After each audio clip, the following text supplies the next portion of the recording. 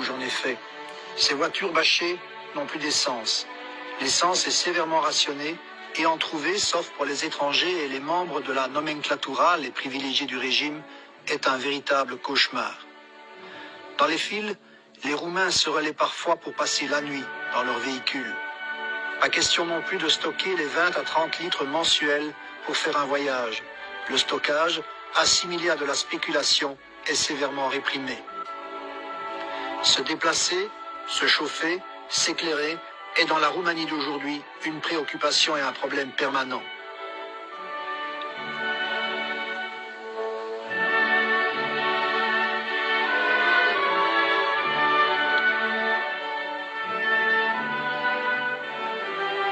Dès la tombée de la nuit, toutes les villes de Roumanie deviennent pratiquement des cités mortes.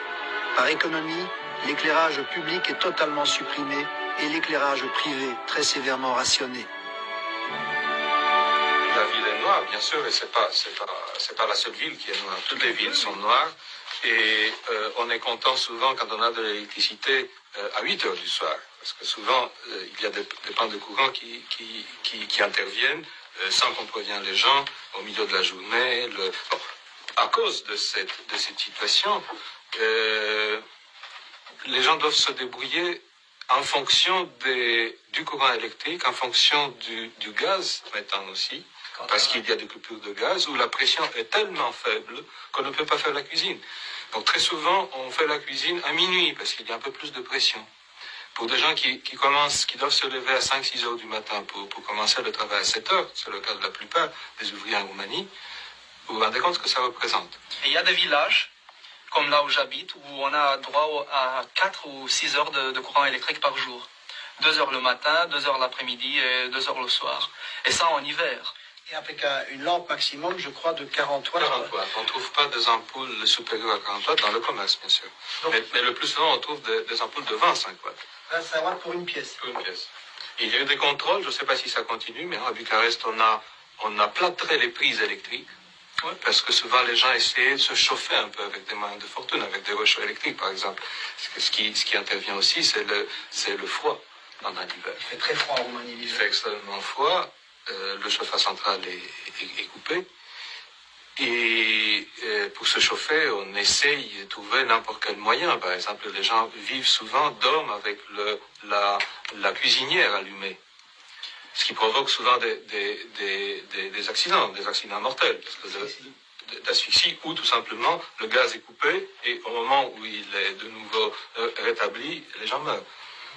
Explosion. Et il y a eu aussi beaucoup de gens qui sont morts de froid. Les Roumains, qui heureusement gardent le sens de l'humour, affirment qu'ils ont la meilleure neige du monde. C'est la seule qui ne fonde pas sur le chauffage. Pour les Roumains, tout est bon pour affronter la rigueur impitoyable de leur hiver. Les arbres des parcs, mais aussi parfois les bancs, en font l'expérience à leurs dépens.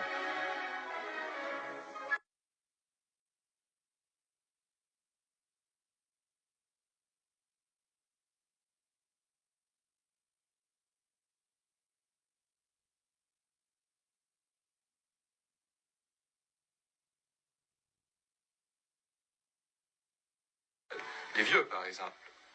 Comment ça?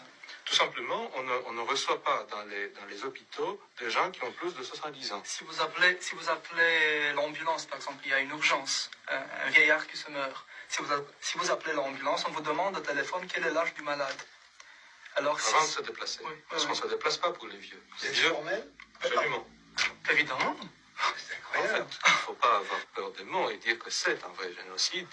Et quand on voit qu'en même temps, il y a une politique de police gynécologique qui a été instaurée en 1984, l'obligation pour chaque femme d'avoir au moins 4 enfants. 5 maintenant. C'est un nouveau décret, 5 maintenant, voilà. C'est obligatoire. En 1984, c'était obligatoire. Et on a instauré... C'est pas dénué d'importance, hein. Il y a 5 maintenant. Il faut le dire, il y a 5 enfants obligatoires. Et il y a des contrôles dans toutes les usines, dans toutes les fabriques où travaillent les femmes. Les écoles. Chaque mois. Votre propre sœur a été...